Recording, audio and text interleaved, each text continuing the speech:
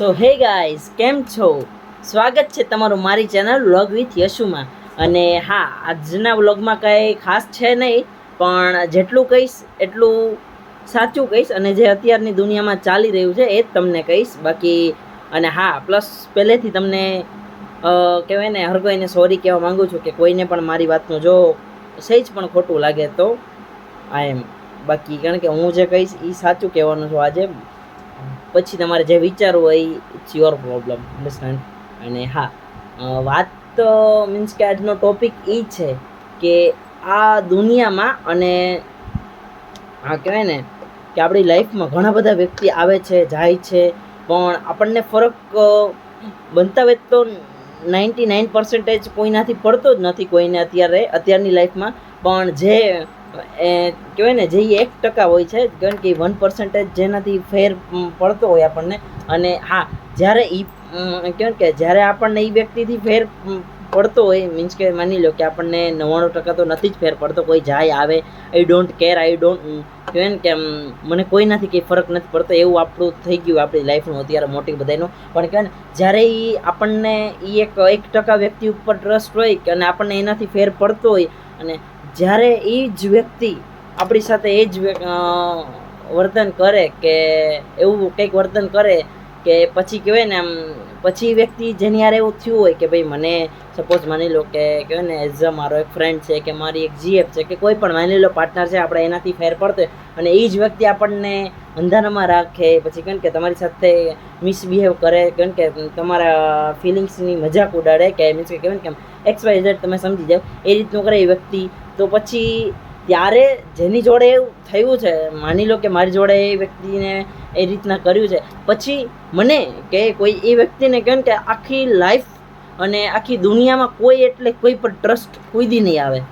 એટલે કહેવાય ને કે મારું બસ કહેવાનું એ જ કે કહેવાય કે આ દુનિયામાં બહુ ઓછા માણસો એવા હોય છે કે કહેવાય કે એમની લાઈફમાં તમે કંઈક મેટર કરો છો. અને હા, બનતા હોય જો તમારું એવું સ્થાન કોકની લાઈફમાં હોય અને કોકે તમને એ સ્થાન આપ્યું હોય એમની લાઈફમાં, તો પ્લીઝ કરીને તમે એનો ખોટો ફાયદો ના ઉઠાવતા. પ્લસ કે કહેવાય ને કે પ્લીઝ તમે એની ફિલિંગ્સને હર્ટ ના કરતા બનતા હોય ત્યાં. અને હા, કોઈ પણ નો ડાઉટ ક્યારેક આપણને મિસબિહેવ થઈ જાય કે કેમ કે મિસઅન્ડરસ્ટેન્ડિંગ થાય, તો પહેલાં તમે વ્યક્તિને જઈને વાત કરો કે ભાઈ આ રીતનો મને પ્રોબ્લેમ છે, એની જોડે વાત કરો. પછી કાંઈ કારણ ના નીકળે તો પછી તમે તમારી રીતે લડી શકો છો. પણ કહેવાય ને બે વ્યક્તિનો સંબંધ અતૂટ ત્યારે જ રહે કે જ્યારે કહેવાય ને એમની અંદર કહેવાય ને અન્ડરસ્ટેન્ડિંગ હોય કે કહેવાય ને ટ્રસ્ટ હોય, ત્યારે જ એ સંબંધ કહેવાય ને લાસ્ટ મોમેન્ટ સુધી જાય છે. એટલે બસ મારું કહેવાનું બસ એટલું જ કે બનતાવે જો તમારા પર કોઈ ટ્રસ્ટ કરતા હોય આંખ બંધ કરીને આંધળો, તો કહેવાય ને બધી વસ્તુ સાઈડમાં અને એનો ટ્રસ્ટ સાઈડમાં રાખજો તમે. કારણ કે એકવાર જો તમે કોકની નજરમાંથી નીચે પડી જશો ને, પછી તમે લાખ ગાડા ઉપરથી ભગવાન આવીને કહેશે ને કે ભાઈ આ વ્યક્તિ સુધરી ગયો છે, તો પણ એ વ્યક્તિને કોઈ દિવસ કોઈ કાળે ટ્રસ્ટ નહીં થાય તમારા ઉપર. એટલે બસ મારું કહેવાનું તમને એટલું જ કે બને ત્યાં સુધી કોઈનો ટ્રસ્ટ ના તોડતા. અને હા, તમને એવું થાય કે હવે મારે નથી રહેવું કે હવે મારાથી નહીં થાય, તો તમે કહેવાય ને બીજાની સામે એની બુરાઈ કે બીજાની સામે નહીં કહેવાનું, પણ કહેવાય ને એને મોઢે જઈને કહો કે ભાઈ મને આ પ્રોબ્લેમ છે, હવે મને નહીં મેળ આવે કે હવે મારે નથી રહેવું એમ XYZ. તો છે ને ત્યારે એ વ્યક્તિને એટલું હર્ટ નહીં થાય.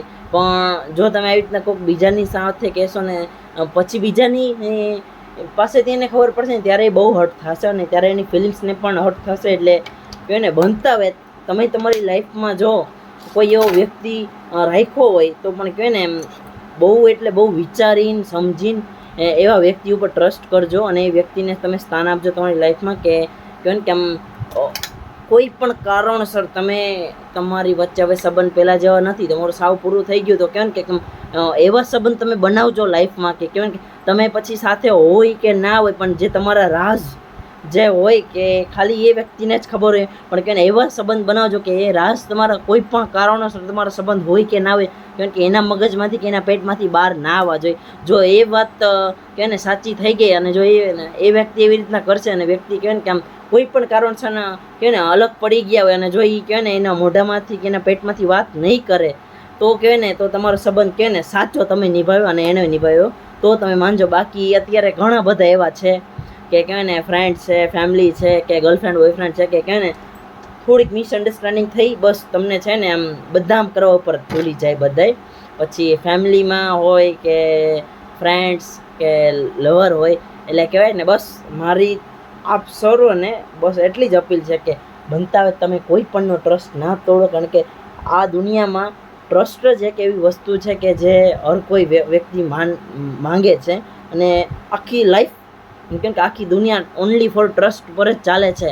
પૈસા, ઇજ્જત, આબરૂ એ બધું તો એક સાઈડ, પણ કેમ કે જો તમારી અંદર ટ્રસ્ટ નહીં હોય ને, તમે કોઈની પર ટ્રસ્ટ નહીં રાખો ને, તો ઓબ્વિયસલી સિરિયસલી હું કહે ને એમ કહું છું કે તમારી લાઈફ એટલે સાવ નકામી છે. એટલે બનતા હોય તમે તમારી લાઈફને એક એવા સ્ટેજ પર લઈ જાઓ કે કહેવાય ને સપોઝ કે કોઈ પણ એવું કારણોસર કહેવાય કે તમારી લાઈફમાં એવો ઇન્સિડન્સ થઈ જાય કે એવું કંઈક તમારી લાઈફમાં એવો મુમેન્ટ આવે કે કહેવાય ને તમારી જોડે કોઈ નહીં હોય, કેમ કે હર કોઈ તમારી કે ને તમારા અગેન્સ્ટ હશે, પણ કે ને 1 થી 2 વ્યક્તિ તો એવા રાખજો કે ને એ આખી દુનિયા તમારાથી કહે ને વિરુદ્ધ હશે ને, પણ કે એ 2 વ્યક્તિ તમારી સાથે હશે ને તમે તમે આખી દુનિયા સાથે લડવાની તમને તાકાત હોવી જોઈએ. અને હા, આ બધી વાત તો સાઈડમાં રહી, પણ કહે ને જો તમે તમારી લાઈફમાં, મેં મારી લાઈફમાં કહે ને ઘણા બધા એવા વ્યક્તિ જોયા છે કે કેમ કે એણે બહુ કહે ને આમ બ્લાઇન્ડ ટ્રસ્ટ કર્યો હોય છે કોકના પર, અને જ્યારે ટ્રસ્ટ એ વ્યક્તિ બ્લાઇન્ડ ટ્રસ્ટ જેની પર કર્યો એ તોડે ને, પછી એ વ્યક્તિ કોઈ પણ એને ટ્રસ્ટ નથી રહેતો. પછી ફેમિલી હોય, ફ્રેન્ડ્સ હોય, કે લવર હોય, કે XYZ કોઈ પણ વ્યક્તિ, પછી એને કોઈ ઉપર ટ્રસ્ટ નથી રહેતો. આટલો પણ કહેવાય ને 0.05% પણ એને ટ્રસ્ટ ના હોય. કારણ કે એને સૌથી વધારે જેની ઉપર ટ્રસ્ટ કર્યો હોય આ લાઈફમાં ને આ દુનિયા ઉપર, જો એ વ્યક્તિ તે તમારી જોડે આવું કરે તો પછી તમને બીજા કહેવાય ને બીજા પાસેથી કોઈ તમે આશા ના રાખી શકો, અને તમે રાખો પણ નહીં. અને હા, બસ મારે કહેવાનું એટલું જ કે બને ત્યાં સુધી કોઈ પણનો ટ્રસ્ટ ના તોડતા. કારણ કે આ દુનિયામાં એક જ એવી વસ્તુ છે કે બહુ જ કહેવાય ને ખરાબ વસ્તુ નથી, પણ કે ને બહુ કહે ને સંઘર્ષ કરીને બહુ સમય પસાર કરીને વ્યક્તિ સાથે ટ્રસ્ટ બને છે. જો તમે કોઈનો ટ્રસ્ટ તોડશો તો ઓબ્વિયસલી એ તો નક્કી જ છે કે તમે જે અહીંનું કર્યું છે કોકની સાથે ખોટું, એ અહીંયા ને તમારે ભોગવી જવું છે. એટલે કહેવાય ને બનતા હોય તો હું તમને એટલું તમને કહું છું કે બને ત્યાં સુધી કોઈનો ટ્રસ્ટ ના તોડતા પ્લીઝ ગાઈઝ. કારણ કે છે ને જો તમારો એક ગલત કહેવાય ને તમારો ખોટો ડિસિઝન તમે લઈ લેશો ને, અને તમે કોઈનો રીતના ટ્રસ્ટ તોડશો ને, તો કહેવાય ને એ વ્યક્તિ તો તમને માફ નહીં જ કરે, પણ કહેવાય ને ઉપરવાળો ભગવાન તો જોવે જ છે, એ પણ તમને ક્યારેય નહીં મૂકે.